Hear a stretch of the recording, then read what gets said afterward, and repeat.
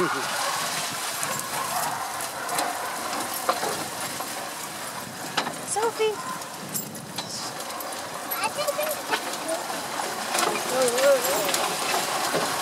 Straight ahead, guys. Straight ahead. A little bit quieter now that we're moving.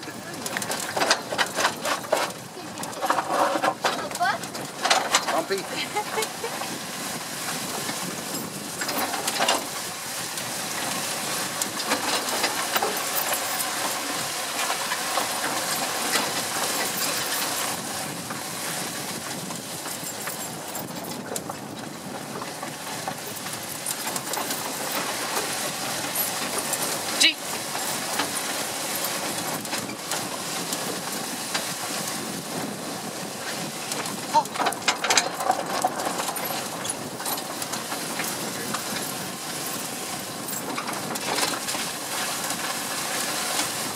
The dogs that I have here with me, if they didn't get a chance to talk much about them, these are all what we call the Alaskan Husky. And you see they all look real different from one another. The Alaskan Husky is a working breed of Husky. They're not a pure breed of Husky. So they're bred just for their job. They're the best long distance racing dogs in the world. Very cool. In the wintertime, me and my team will go upwards of 120 to 150 miles a day. Wow. These are the only dogs out there capable of doing that.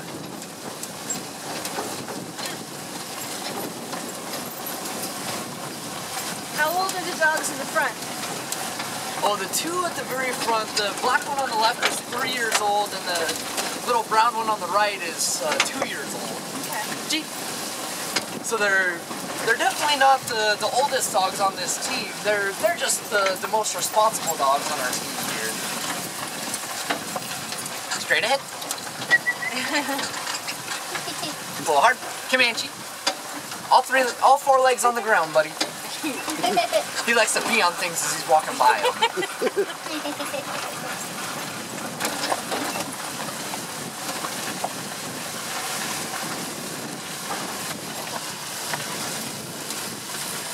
And the two up there at the very front of my team, they're what's known as my lead dogs. And kind of what makes them so special, they're the ones that are directing the entire team where to go. Gee. And to do that, I don't have any physical way to steer them, and I definitely don't want them to pick where we go. So I teach them commands to tell them to turn left or turn right. So if you hear me tell them G, G means go right. If you hear me tell them paw, paw means turn left. That's pretty good that they know that. Yeah.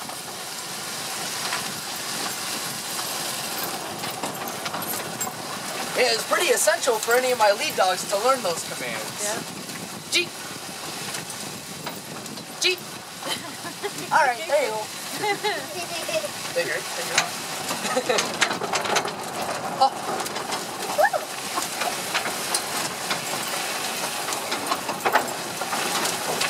In the case that they ever get a little confused, you know, if they do go the wrong way, sometimes I have to tell them a couple times, or sometimes I might actually have to stop them and let them kind of figure out the right way to go until we get going again.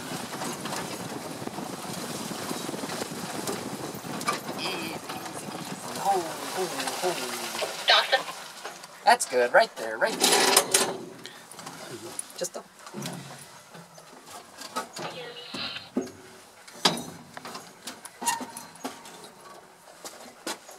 Now we're going to take a little break here. Because they're going to the bathroom. We're going to go to the bathroom, go sniffing the bushes.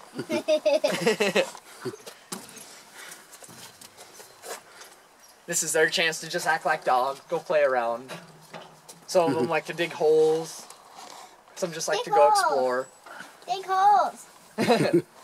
Comanche's digging a little bit there. Do they get themselves tangled up? They will, yeah. They're usually pretty good about, if they get a little tangled up, they're pretty good about getting it fixed, getting untangled. Sometimes I have to go up there and help them out a little bit. But I try not to if I can avoid it. And no, don't do that. No. Ew. Don't kick in mud at us. Do Do you ever give them a bath, or is that kind of just pointless out here? It's basically pointless out here. And for my team, I really don't like to go in baths. Since they do live outside primarily, I do want them to kind of naturally adapt to the outside environment. They do produce a special oil in their fur that on rainy days it's waterproof, so it keeps their skin from getting wet. It just kind of sheds all the water off of them. And then when they do run around and get a little bit dirty like this, the oil kind of just collects all the dirt and debris, and it just flakes off at the end of the day. So I don't want to wash that oil out of their fur because it's really important for them. Juneau? Do you do the flea protection? I mean, I usually don't. There's no real issue with fleas or ticks here in Alaska. Oh, okay. Sometimes there will be fleas, but I've never had to worry about my dogs getting it, even without protection. It's very rare for them to get a case of fleas.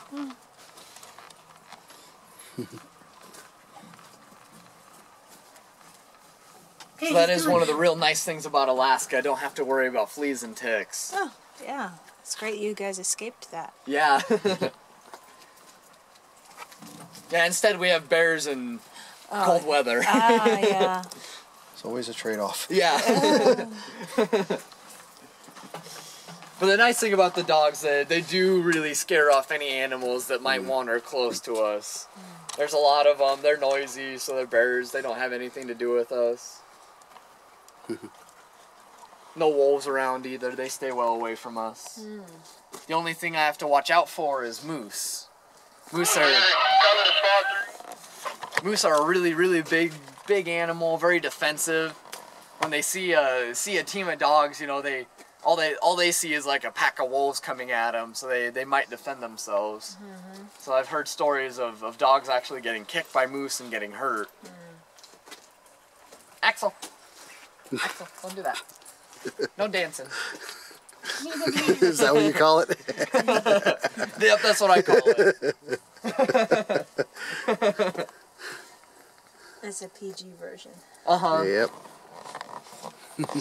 The nice thing is the girls, they can only have puppies twice a year.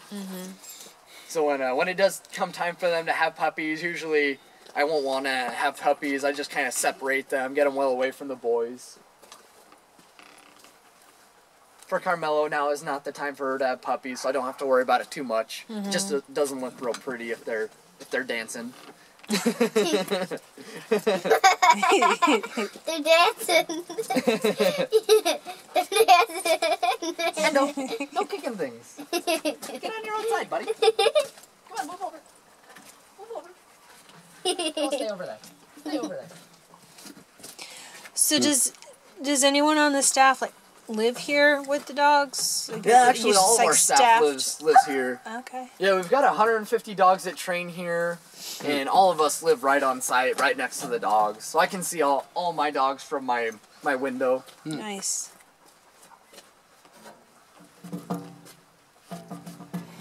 It's kind of a fun way to live. You know, we all live in 12 by 12 cabins. We don't have any running water or electricity up here. Totally off the grid. Wow.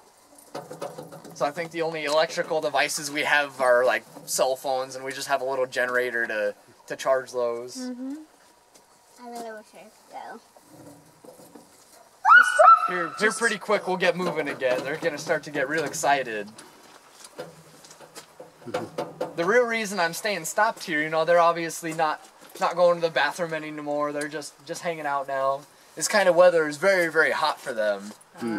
Kind of hard for us to imagine, you know, today's kind of a nice day for us. But since they're huskies, they're so well designed for the cold. Realistically, my team does best if it's between about 10 degrees Fahrenheit and negative 20 degrees Fahrenheit. That's really like their best temperature range to live in. So on a day like today, we're probably about 65, maybe going on 70. Pretty nice for us, but for them it's very, very hot. Sophie, turn around and smile. And one of the things that makes them so well adapted for the cold is the only way that they can get rid of their body heat is by panting. So that's why their tongues are hanging out, just getting rid of their hot air, breathing in the cool air. So in the winter, it's great because they don't have to worry about them getting cold. In the summer, though, it's not so great because they heat up very, very quickly. Kiddos. Oh, we'll get going soon. I don't know what they're saying. That's them telling me to hurry up and get going. He lives here with them, so he knows them really well. He's like a dog whisperer. I'm a cat whisperer. You're a cat whisperer? We both can do it. Kind of. Do you guys have cats at home? Yeah. Any dogs? Cat free. I'm No, allergic. He and I are Dog legs. allergic. The saliva gets on us, but it's not a major allergy. Oh, okay. Dog legs. You allergic to dog legs? I'm actually a bit the same way. I found out 3 years ago that I'm allergic to dogs. Oh, wow. I kind of chose the wrong career to get into. But mine's a super mild allergy. It doesn't affect me a whole lot.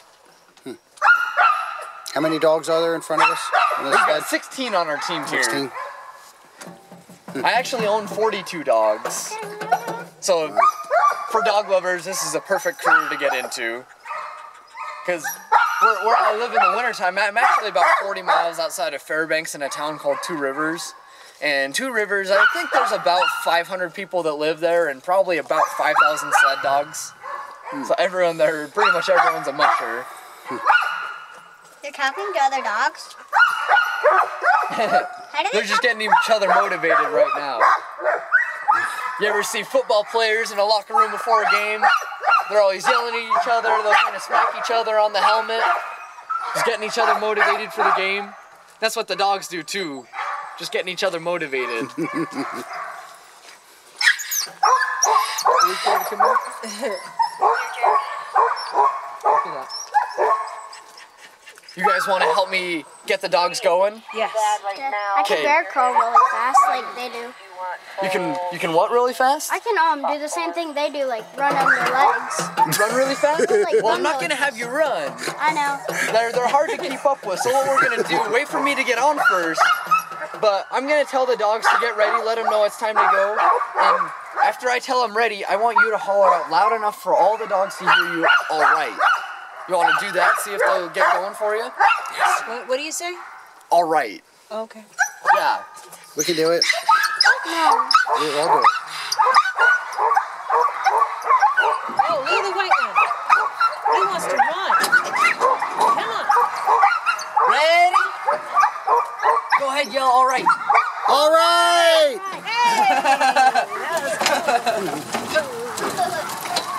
All right's my magic word. That's the word that lets them know it's time to start running.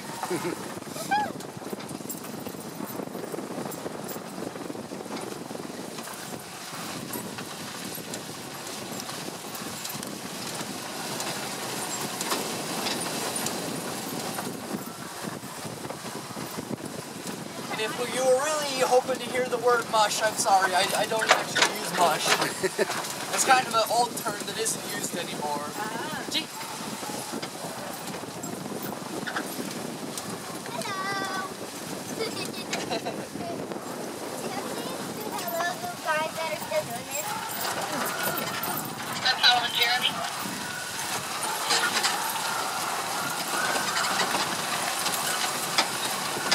And we're gonna head for our finish line here, get them back home so they can drink some cold water, get hydrated again. And then while they're drinking their water, we'll actually be able to go and meet them. All the dogs on my team are super, super friendly. Straight ahead.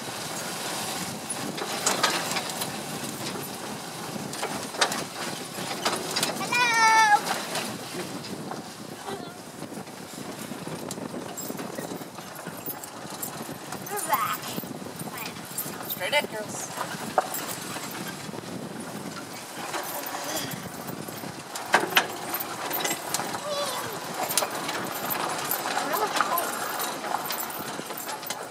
Straight ahead. Easy. Ho, ho, ho, ho. Good dogs, right there.